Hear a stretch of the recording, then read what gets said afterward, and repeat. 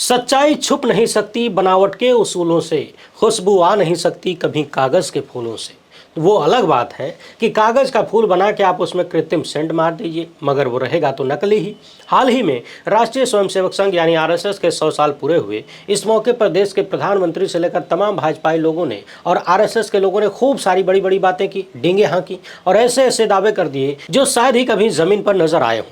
प्रधानमंत्री ने तो बाकायदा लाल किले की प्राचीर से आरएसएस को दुनिया का सबसे बड़ा एनजीओ बता दिया, जो कि सरासर झूठ है। अब उसी आरएसएस को लेकर एक सॉफ्टवेयर इंजीनियर ने इतना गंभीर और शर्मनाक आरोप लगाया कि 100 साल का जश्न फीका पड़ जाए। जी हां, आरएसएस के लोगों पर एक 26 साल के सॉफ्टवेयर इंजीनियर ने बचपन से ही यौन शोषण का आरोप लगाया है और उसके बाद स्वतः अपना जीवन समाप्त कर लिया। ये पूरी कहानी दिल दहला देने वाली है। एकदम आसान भाषा में पूरी चर्चा करेंगे, साथ ही बात करेंगे मध्य प्रदेश पुलिस की।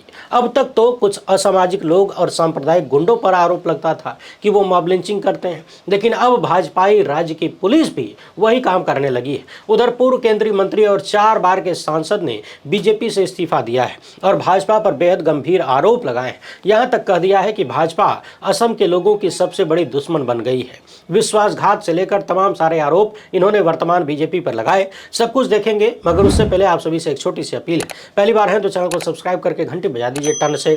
हर एक वीडियो को लाइक और शेयर करना जरूरी होता है, तभी आपका चैनल मजबूत होगा।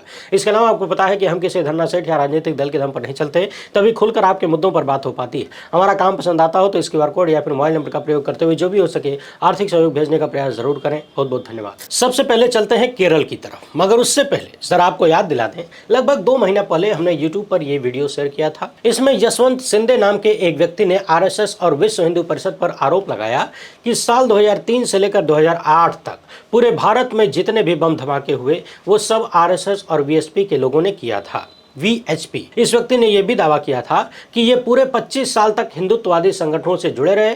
आरएसएस का निर्माण जिस लक्ष्य के लिए हुआ था, अब ये लोग यानी आरएसएस के लोग उस लक्ष्य से भटक चुके हैं और अपने ही देश को बर्बाद करने में लग गए हैं। ये जितने भी बम धमाके आरएसएस और विश्व हिंदू परिषद के लोगों ने किया, इसका लक्ष्य बस इतना था कि मुसलमानों के खिलाफ माहौल बने और भाजपा को चुनाव जीतने में मदद मिले।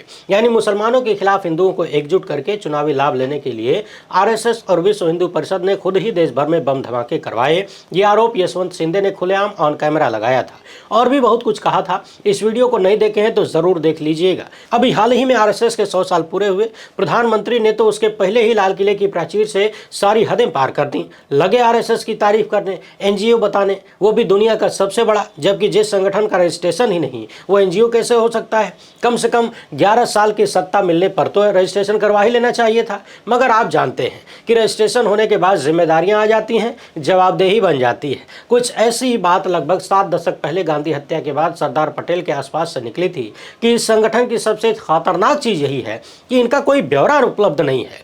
यानी इनके जिस व्यक्ति पर कोई गंभीर आरोप लगेगा, कह देंगे कि हमारा आदमी ही नहीं है। बहरहाल प्रधानमंत्री ने आरएसएस की 100 साल पूरे होने पर एक विशेष स्मारक सिक्का और डाक टिकट जारी किया और राष्ट्र निर्माण में सराहना की। सवाल है कि कौन सा राष्ट्र निर्माण आरएसएस जैसे संगठन कर रहे हैं? देश भर में हिंदू मुस्लिम के दंगे का माहौल बनाने का, बम धमाके करने का, या फिर वो करने का जो अभी केरल के एक सॉफ्टवेयर इंजीनियर ने अपनी मौत से पहले एक लेटर में लिख दिया है।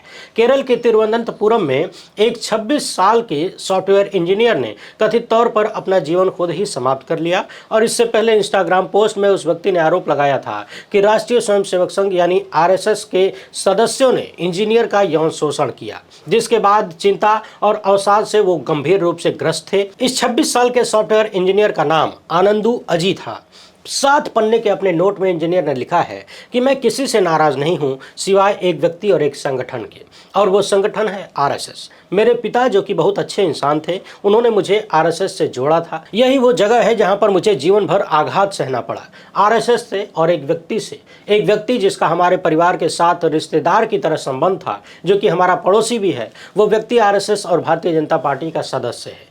3-4 साल की उम्र में ही उस व्यक्ति द्वारा लगातार बच्चे का यौन शोषण शोषण किया गया। आरएसएस के उस व्यक्ति की पहचान एनएम के रूप में अपने इस पत्र में इंजीनियर ने किया है। इंस्टाग्राम पर शेयर किए गए अपने नोट में पीड़ित ने लिखा है कि आरएसएस के लोगों को तुरंत इस पर कार्रवाई करनी चाहिए और अपनी बात साफ करनी चाहिए। यानी आसान भाषा में कहें तो केरल के एक 26 साल के सॉफ्टवेयर इंजीनियर जो कि 3-4 साल की उम्र से ही आरएसएस से जुड़े थे, उनके पिता ने जोड़ा था और बीजेपी आरएसएस से जुड़ा हुआ एक व्यक्ति जो उनका पड़ोसी भी था, परिवार का घनिष्ठ था, उसने भी और अन्य लोगों ने भी बच्चे का यौन शोषण किया और लगातार करते रहे। 7 पन्नों के अपने पत्र में इन्होंने ये भी आरोप लगाया है कि हिंदुत्व संगठन के अन्य सदस्यों ने भी आरएसएस द्वारा आयोजित शिविरों के दौरान मेरा यौन और शारीरिक शोषण किया और बचपन में इनके साथ ये सब कुछ जो हुआ इसके कारण वे गंभीर मानसिक समस्याओं से पीड़ित हो गए। इस पत्र में इंजीनियर ने यह भी लिखा है कि मुझे मालूम है कि मैं अकेला शिकार नहीं हूं इन लोगों का, और भी ढेर सारे बच्चों के साथ आरएसएस के लोगों ने ऐसा ही किया है, करते हैं। बहुत सारे बच्चे हैं जिन्होंने ये सब कुछ सहा है। जरूरी है कि इन बच्चों की उचित देखभाल हो और परामर्श दिया जाए। अपने पत्र में इंजीनियर ने यह भी लिखा है कि माँ बाप को अपने बच्चों को यौन शिक्षा प्रदान करनी चाहिए, उन्हें बताना चाहिए कि वो कैसे सावधान रहें।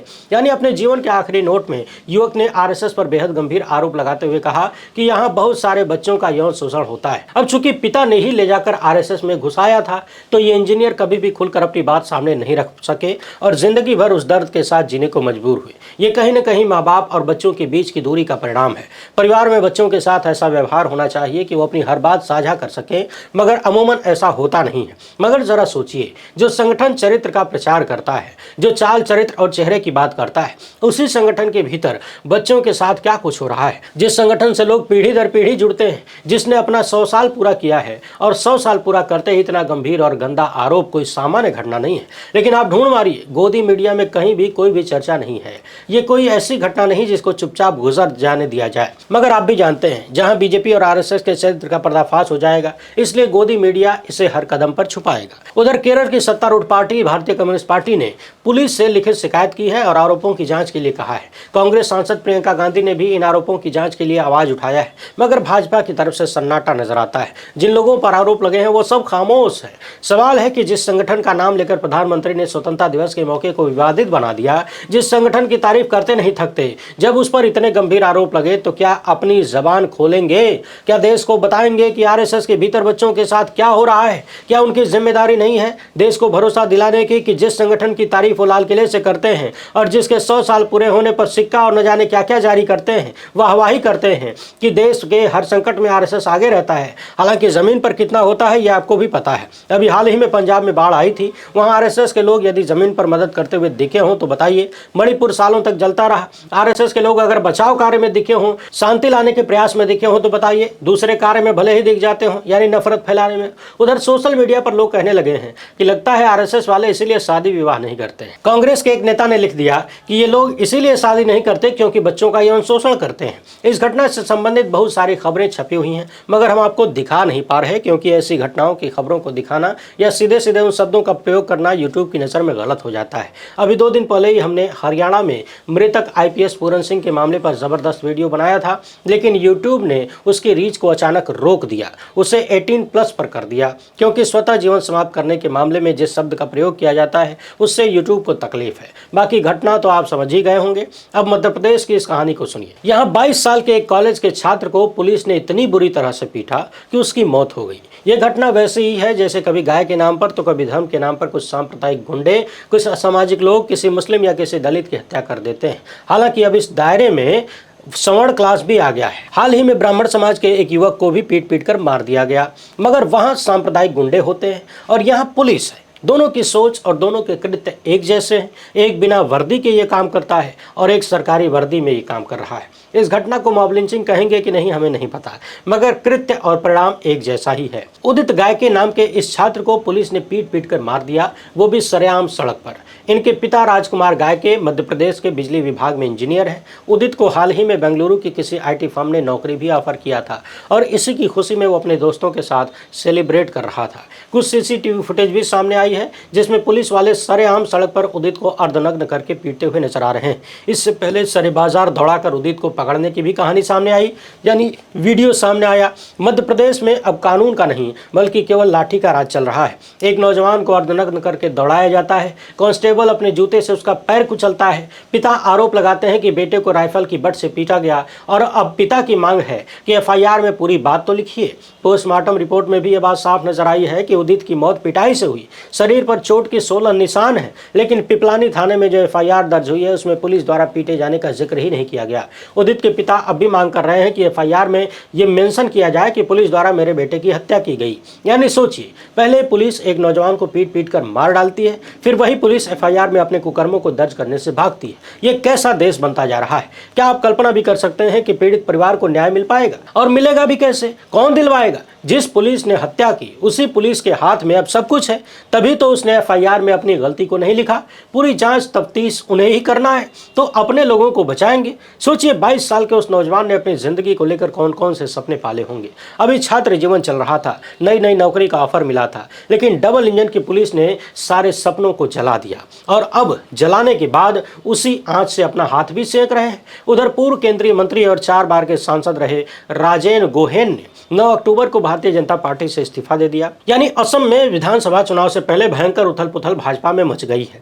गोहेन असम भाजपा के पूर्व अध्यक्ष भी रहे हैं। इन्होंने 17 समर्थकों के साथ पार्टी के गुवाहाटी मुख्यालय में अपना इस्तीफा सौंप दिया। अपने त्यागपत्र में इन्होंने बेहद गंभीर आरोप लगाए और कहा कि भाजपा ने असम के मूल निवासियों के साथ विश्वासघात किया है। जिस भाजपा में वो अटल बिहारी वाजपेयी और लाल कृष्ण आडवाणी के नेतृत्व में शामिल हुए थे, अब वो बीजेपी अस्तित्व में नहीं है। गोहेन ने आरोप लगाया कि बाकी पार्टियों से लोगों को लाने के बाद जिन बुजुर्ग लोगों ने अपने जीवन का सर्वश्रेष्ठ समय भाजपा को दिया है, उन्हें दरकिनार कर दिया गया। भाजपा अब असमिया लोगों की सबसे बड़ी दुश्मन बन चुकी है।